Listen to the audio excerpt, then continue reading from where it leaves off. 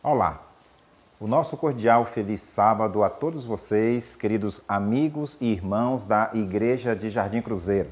É um prazer muito grande estar com vocês nesta manhã de sábado, o 13º sábado, último sábado do trimestre do ano de 2015.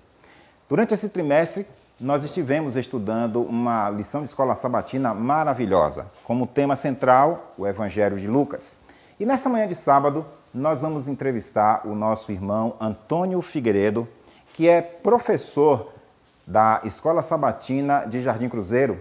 E nós temos duas perguntas muito importantes para fazer a ele, na certeza de que as suas respostas ajudará a cada um de nós a crescermos na nossa vida espiritual. A primeira pergunta, Figueiredo, que eu faço para você é a seguinte: qual a importância da natureza divina de Cristo e o que isso significa para a nossa salvação? Um feliz sábado a todos. Adnilson, com relação à natureza divina como experiência de salvação, nós podemos ver o seguinte: a divindade se compadeceu da raça humana e o Pai, o Filho e o Espírito Santo deram-se a si mesmo ao elaborarem o plano da salvação. Nós podemos ver nos evangelhos, principalmente no Evangelho de Lucas, várias evidências da divindade de Cristo. Mas eu quero me deter um pouco no Evangelho de João. No Evangelho de João, no capítulo 1, versículo 1 diz assim: no princípio era o Verbo estava com Deus e o Verbo era Deus. E no versículo 14 diz assim: e o Verbo se fez carne e habitou entre nós. Ao Jesus Cristo assumir a natureza divina, ao assumir a natureza humana, ele não se despiu da natureza divina. Pelo contrário, ambas se combinaram com o propósito de salvar o homem do seu pecado, a qual cometeu no Jardim do Éden. Ellen White, no livro Desejado de Todas as Nações, na página 45, ela diz uma citação maravilhosa sobre a divindade de Cristo. Ela diz assim: mudou a natureza humana do Filho de Maria para a natureza divina do Filho de Deus? Não. As duas naturezas estavam misteriosamente combinadas em uma só pessoa, o homem, Cristo Jesus. Nele habitava toda a plenitude da divindade. Este é um grande mistério, um mistério que não será compreendido plenamente em toda a sua grandiosidade sem que se efetue a transladação dos remidos. Então, se compreenderá o poder, a grandeza e a eficácia do dom de Deus ao homem. Jesus Cristo é chamado do segundo Adão. Por quê? Porque voluntariamente ele palmilhou o terreno em que Adão caiu e, como divino humano, ele pôde redimir Adão da sua queda. Bem, Figueiredo, a segunda pergunta que eu tenho para você é a seguinte: o que podemos aprender da vida de oração de Cristo e como a oração ajuda ao cristão a vencer as suas batalhas diárias? Adnilson, a segunda pergunta sobre o que podemos aprender da vida de oração de Cristo e como ela nos capacita para as labutas diárias, nós podemos ver que os evangelhos nos mostram a vida dedicada de Jesus à oração. Todos os evangelhos nos mostram que Jesus constantemente se retirava para sozinho buscar a presença de Deus. Mas no Evangelho de Lucas, no capítulo 3, versículo, se eu não me engano, 21 e 22, diz assim: estando ele a orar, o céu se abriu e o Espírito Santo desceu sobre ele como pomba em forma corpórea. Aí nós podemos ver a vida dedicada de Cristo à oração. E essa mesma oração, o mesmo exemplo de Cristo, pode nos capacitar para as nossas labutas diárias. Por quê? Porque a oração é a respiração da alma. Ellen White também no livro Mensagem aos Jovens, na página 249, ela diz o seguinte: a oração é a respiração da alma, é o segredo do poder espiritual. Nenhum outro meio de graça a pode substituir e a saúde da alma ser conservada. A oração põe a alma em imediato contato com a fonte da vida e fortalece os nervos e músculos da vida religiosa. Se vocês negligenciarem o exercício da oração, ou a ela se dedicarem de quando em quando, perderão sua firmeza em Deus. As faculdades espirituais perdem sua vitalidade, a experiência religiosa carece de saúde e vigor. Nós não podemos jamais pensar em uma vida cristã que não seja dedicada à oração. Me veio à mente agora, eu fui fazer uma visita à irmã Sueli, quando ela teve um acidente que caiu do telhado. E chegando lá, conversando com a irmã Zefinha, mãe da irmã Sueli, que todos aqui conhecem, a irmã Zefinha disse: irmão Figueiredo, Deus é misericordioso para com Sueli. Tudo isso fruto da dedicação à oração. Eu todo dia coloco meus joelhos ao chão, buscando o clamor de Deus.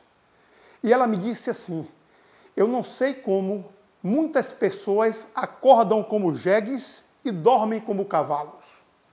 E eu fiquei assim sem saber um pouco e perguntei à irmã Zefinha o que isso significava. Ela me disse: eu não sei como muitas pessoas dormem e acordam sem conversar com Deus. A oração é o meio pelo qual Deus nos capacita para vencermos as batalhas e as labutas do dia a dia contra o nosso inimigo, Satanás. Bem, nós temos a nossa irmã Sueli Tavares, que também é professora da Escola Sabatina de Jardim Cruzeiro. E para ela, nós temos mais duas perguntas. A primeira pergunta é: Sueli, como podemos saber, a partir de Lucas 1 e 2, que Jesus é de fato um personagem real, histórico, e não um mito, como algumas pessoas creem? Bem, respondendo à sua pergunta, Adnilson, a respeito da realidade da história de Jesus escrita por Lucas, eu quero pegar o texto onde Lucas começa a sua narrativa e ele diz o seguinte: a mim me pareceu bem, depois de acurada investigação de tudo desde sua origem, dar-te por escrito, excelentíssimo Teófilo, uma exposição em ordem, para que tenhas plena certeza das verdades em que foste instruído. Lucas, ao começar o seu evangelho, ele fala de que ele fez uma investigação acurada, desde a sua origem, a fim de que as pessoas tenham certeza, não apenas aquele a quem ele escreveu, Teófilo, mas a todos aqueles que tivessem acesso a esse evangelho, a fim de que eles entendessem de que essa não é uma história fictícia, essa é uma história real.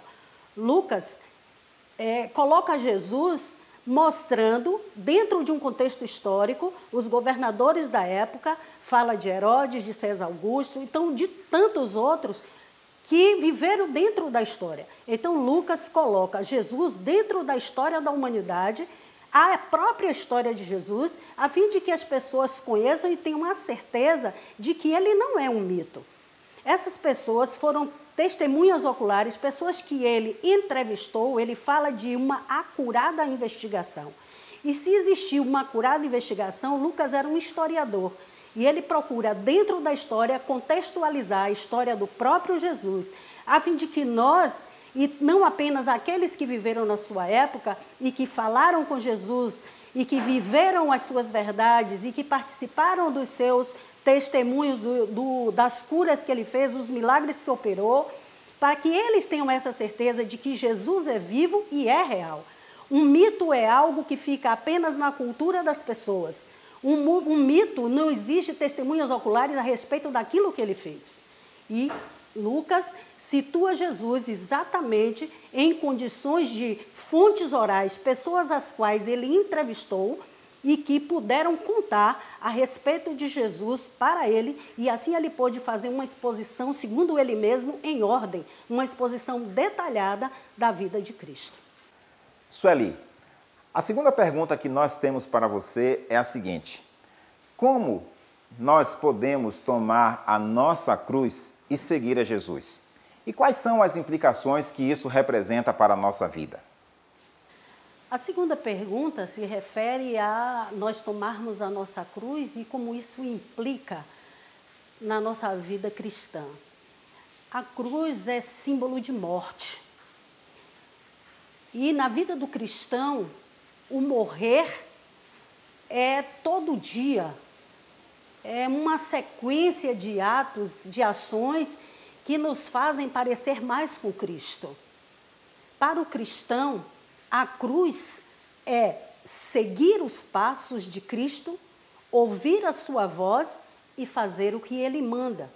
Para o cristão, no discipulado cristão, a cruz é como se nós morrêssemos um pouco a cada dia, deixássemos de existir e Cristo passasse então a existir por meio de nós.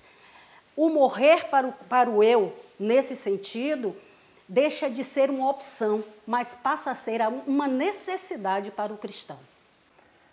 Bem, ao encerrarmos esse trimestre, esperamos que você tenha tido uma experiência real com Jesus, ao ter estudado esse maravilhoso livro de Lucas. Que eu e você possamos sentir o desejo de nos tornarmos membros da Escola Sabatina, essa escola tão importante que tem ajudado muitas pessoas a crescerem espiritualmente. Próximo sábado, inicia-se um novo trimestre e nós queremos ter você como aluno da maior escola do mundo. Deus abençoe a todos e um feliz sábado.